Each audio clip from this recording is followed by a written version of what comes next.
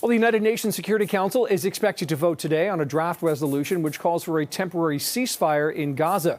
For more of this, let's go live to CTV National's Tony Grace this morning. Tony, good to talk to you about this. What is the update on the UN vote on the ceasefire right now? Yeah, Nick, that vote set to get underway at the Security Council about 15 minutes from now. That's when the voting is set to begin.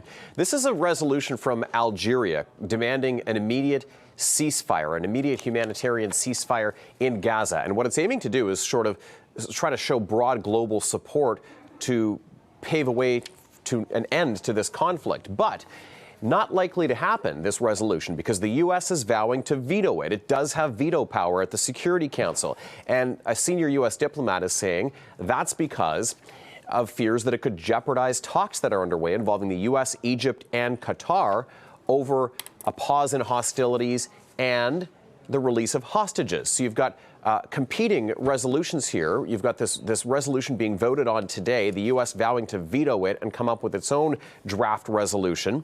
The U.S. says it doesn't want to rush a resolution on a ceasefire. It wants to do it as soon as it's practical. But the U.S. is using the word ceasefire in its draft resolution. Some are saying that's significant, but U.S. President Joe Biden says it does reflect what he discussed with Israeli Prime Minister Benjamin Netanyahu last week, Nick. So we're watching for that vote to begin on the resolution that the U.S. says it will veto in about 15 minutes. So, Tony, then what are the possible outcomes of the vote on this then? Well, some analysts are saying that no matter what happens here, this is not likely to end the hostilities. Look, Israel has vowed to press on with an offensive in the city of Rafah in southern Gaza. Benjamin Netanyahu saying that that will happen.